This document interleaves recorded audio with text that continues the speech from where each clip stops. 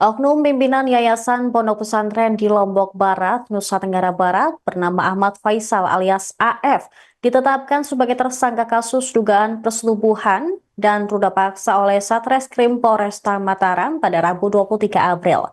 Dia mengaku punya berbagai modus agar bisa melancarkan aksinya tersebut.